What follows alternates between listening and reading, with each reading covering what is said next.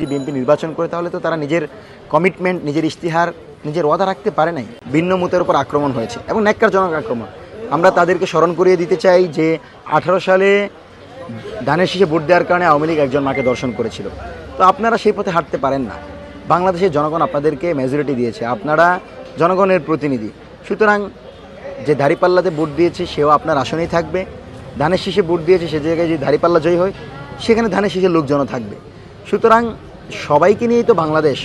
আমরা আক্রমণকে ঘৃণা করে প্রত্যাখ্যান করছি, প্রতিবাদ জানাচ্ছি এবং আমরা আশা করছি তারেক রহমান এই সকল বিচার নিশ্চিত করবেন এবং কোনোভাবেই আগামীর বাংলাদেশে নিপীড়ন হবে না, জুলুম হবে না, এটা আমাদের প্রত্যাশা। না, ভোটের পরবর্তী সময় আমার এলাকায় এখন পর্যন্ত তেমন কিছু হয় নাই, কিন্তু বিভিন্ন জায়গায় আমরা দেখেছি যে দাঁড়িপাল্লায় ভোট দেওয়ার কারণে অনেককে বিএনপির লোকেরা মাইট দিয়েছে।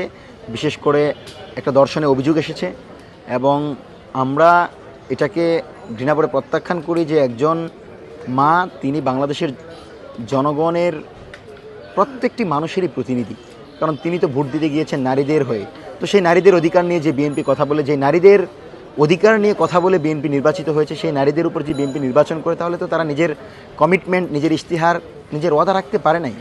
তো আমরা স্পষ্ট বলি, যা কিছু হয়েছে সব বিচার হইতে হবে, যা কিছু ঘটেছে তার বিচার নিশ্চিত করাই হবে এই সরকারের দায়িত্ব।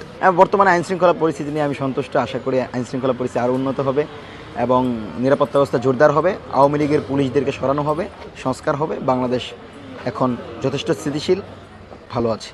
নতুন সরকারের প্রধান দায়িত্ব হচ্ছে সামরিক বাহিনীগুলোকে সংস্কার করে শক্ত অবস্থানে নিয়ে আসা, পাশাপাশি বিরোধী দলের সাথে যেন কোনোভাবেই সামরিক বাহিনী নিপীড়নমূলক আচরণ না করে সেটা নিশ্চিত করা এবং বাংলাদেশের জনগণের যে চাওয়া সেটাকে পূরণ করা। এনসিপির যারাই সংসদে গিয়েছে আমরা তো স্পষ্ট বলেছি যে এনসিপির যারাই গিয়েছে তারা তো আমাদের রক্তের উপর দিয়ে, আমাদের পরিশ্রম, ছাত্র জনতার পরিশ্রমের মাধ্যমে নেতা হয়েছে। সুতরাং তাদের প্রধান দায়িত্ব জুলাইয়ের ম্যান্ডেট পূরণ করা, আমাদের যে চাওয়া ছিল আধিপত্যবাদ লড়াইকে জারি রাখা, রাজপথে থেকে জনগণের অধিকার আদায়ে কাজ করা।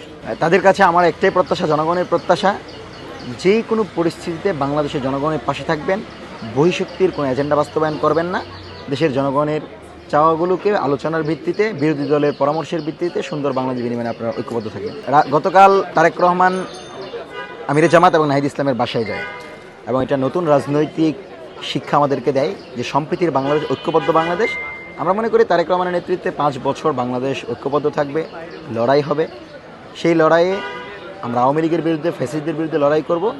বাংলাদেশের প্রশ্নে আমরা সবাই ঐক্যবদ্ধ থাকব, বাংলাদেশকে সাজানোর জন্য আমাদের এই লড়াই। সুতরাং তারেক রহমান যে বার্তা দিয়েছেন আমরা মনে করি এই বার্তা তিনি অব্যাহত রাখবেন, তার নেতাকর্মীরা সেটা বাস্তবায়ন করবেন, তার নেতাকর্মীরা তার বার্তার বিপরীত কিছু করবেন। ধন্যবাদ।